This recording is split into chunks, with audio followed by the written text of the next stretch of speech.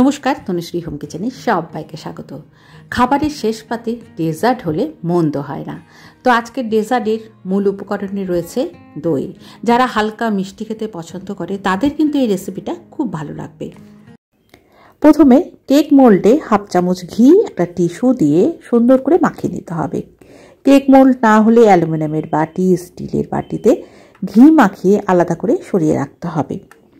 এবার আধ ঘন্টা আগে আমি 400 গ্রাম দই, যেটা প্যাকেটে পাওয়া যায়, সেই দইটা জল ঝরিয়ে রেখেছি। তো এরকম হাঙ্কার্ড লাগবে।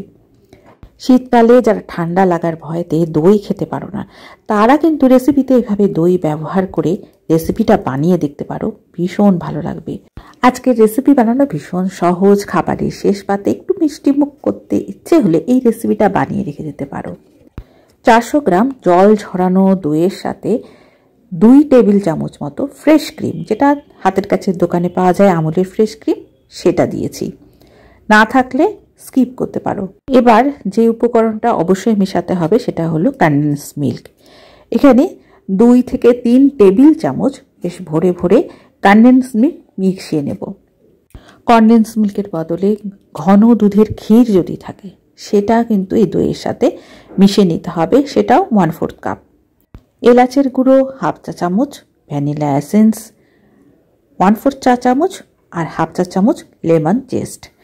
গন্ধরাজ লেবুর খোসা আমি এখানে ব্যবহার করেছি। রেসিপিতে আমি 3 রকম ফ্লেভার অ্যাড করেছি, চাইলে কিন্তু যে কোনো একটা ফ্লেভার অ্যাড করতে পারো। তবে এই রেসিপির সাথে লেমন জেস্টটা অবশ্যই দেওয়ার চেষ্টা করবে, তাহলে কিন্তু এই লেমন ফ্লেভারটা এই রেসিপির সাথে খুব ভালো যায়, এজন্যই আমি বললাম। আচ্ছা, এবার এর সাথে দেখো 2 হাতা দুধ দেব, লিকুইড দুধ।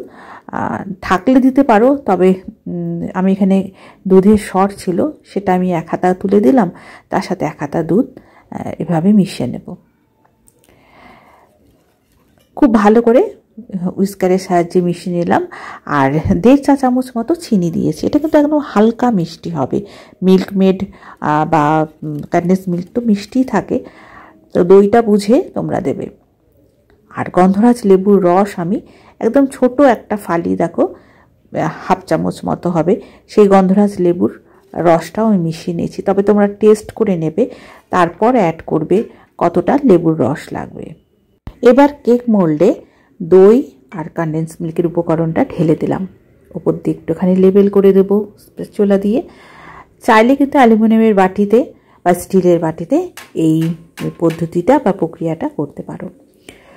এবার জলে স্টিম করে নিতে হবে বা ভাপিয়ে নিতে হবে। তা আমি তো আজকে এটা ওভেনে বেক করব, তার জন্য ট্রের ওপর আমি জল দিয়েছি।